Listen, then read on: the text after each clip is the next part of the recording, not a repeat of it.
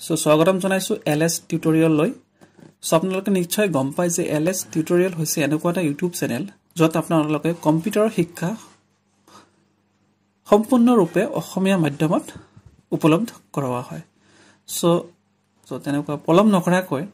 বলক ভিডিওটো আৰম্ভ কৰো সো আজিৰ ভিডিওটোৰ মেইন উদ্দেশ্য হৈছে আমি পাৱাৰ পইণ্টৰ সৈতে পৰিচয় হোৱা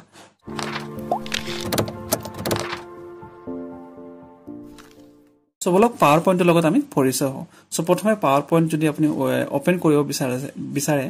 so prothome apnaloke jabo lagibo iate start ot jabo lagibo so start ot click kori kene so apni iate sabo pare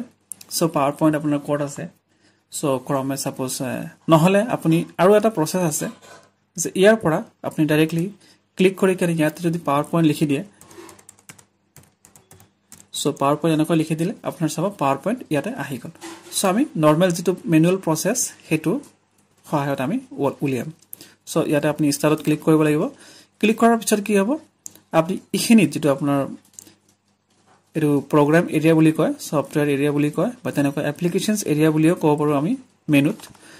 so iat apni bisaribo lagibo je apnar Microsoft Office code ase karon Microsoft PowerPoint to hol Microsoft Office or eta ongo tenako eta product so yata Microsoft Office paiso so yata click kora lage lage sabo apni so bahut keta tenakwa dhoronor apnar e dia ase option dia ase ba tenakwa dhoronor apnar Excel tenakwa apnar Infopad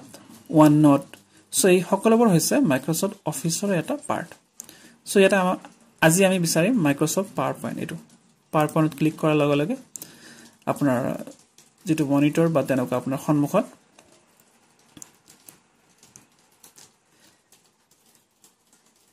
so a PowerPoint open hoise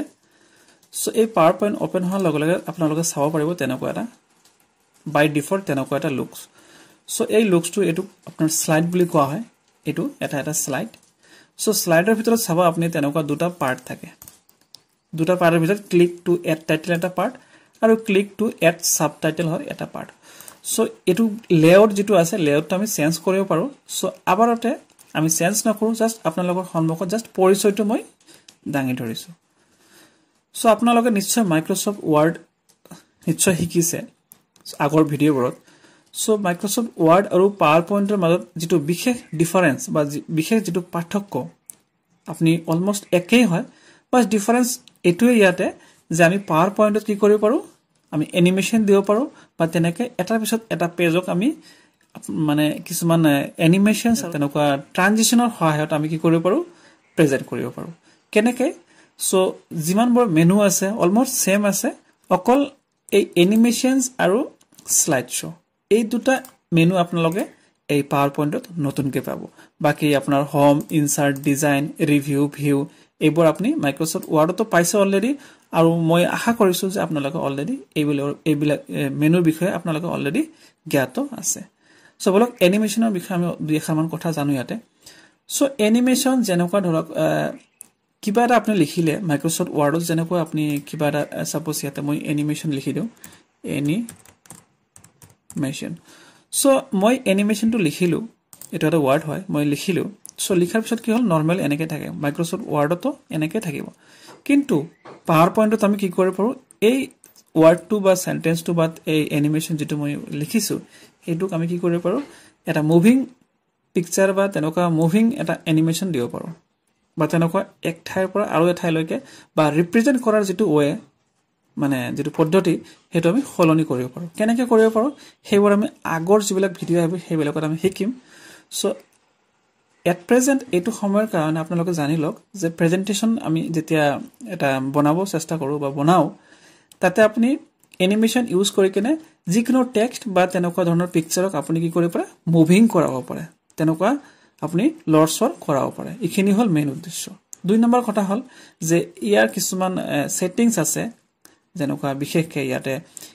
custom animations transition sound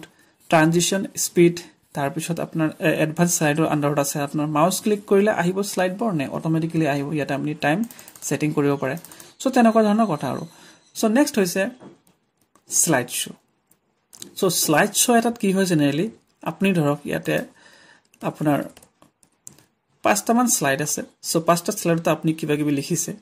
so এতিয়া আপুনি 3 number স্লাইডত চাগে আছে so 3 number স্লাইডত থাকি কিনে আপুনি directly যদি from বিগিনিংৰ পৰা click কৰে আপুনি কি কৰিব প্ৰথম স্লাইডৰ পৰা আপুনি দেখাব পাৰিব সো এটো কিছুমান option so view from current slide আপুনি 3 নম্বৰ আছে 3 নম্বৰ পৰা দেখাব বিচাৰিছে সো ইয়াতে ক্লিক কৰি কিনে আপুনি ফ্ৰম কাৰেন্ট স্লাইড বুলি ক্লিক কৰিলে আপুনি 3 নম্বৰ স্লাইডৰ পৰা দেখিব পাৰিব সো ইয়াতে কিছুমান কাস্টম স্লাইড শো আছে সো আমি কাস্টমো কৰিব পাৰো যেনেকৈ আপোনাৰ ধৰক 5টা স্লাইড আছে সো আপুনি 5টা স্লাইডৰ ভিতৰত সাপোজ ক্লাস 9 ৰ কাৰণে আপুনি বনাইছে সো এতিয়া 9 10ত দেখাব লাগে আপোনাৰ জাস্ট দুটামান স্লাইড দেখাব পাৰে সো আপুনি কাস্টম সেটিংত যাই কিনে সেটিং কৰি দিব সো আপোনাৰ বাকি 3টা স্লাইড কি হ'ব অটোমেটিক্যালি হাইড হৈ থাকিব আপোনাৰ এই বাকি দুটা স্লাইড আপুনি দেখাব পাৰিব সো এটো আপোনাৰ মানে যেটো বেনিফিটস কি হল যে আপোনাক স্লাইড বিলাক কোনো এডিটিং কৰিব লগা নহল 2 নম্বৰ কথা যে আপুনি ডিলিট কৰিব লগা নহল তেনেকুৱা ধৰণৰ বা আপুনি তেনেকুৱা টাইম এটা বচাবলৈ সক্ষম হৈছে সো তেনেকুৱা ধৰণৰ বহুত সিচুৱেচন আছে আমি আগলৈকে সুন্দৰভাৱে এইবিলাক আমি জানিম নেক্সট হৈছে যে সেটআপ স্লাইড শো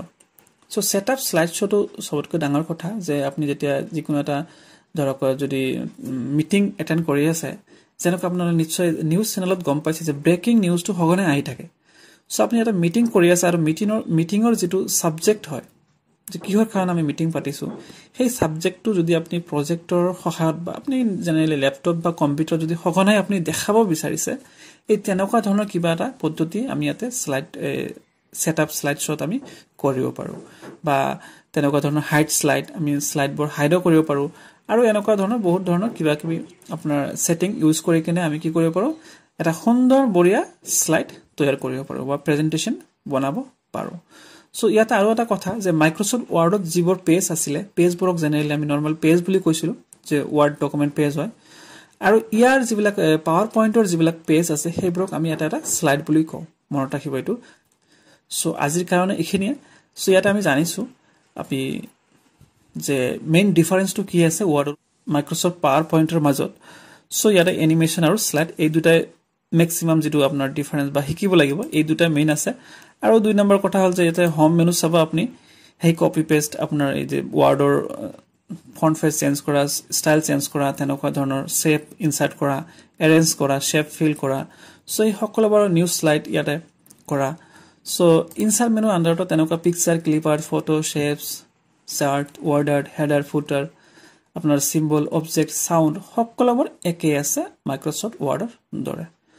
সো আশা কৰিছো ইখিনিতে আপুনি নিশ্চয় গম পাইছে এটা বেসিক আইডিয়া বা তেনেকুৱা ধাৰণা যে একচুয়ালি পাৱাৰ পইণ্ট বা প্ৰেজেন্টেশন বা যেটো স্লাইড বুলি কও কেনেকে বনায় সো নেক্সট ভিডিওত আমি শিকিম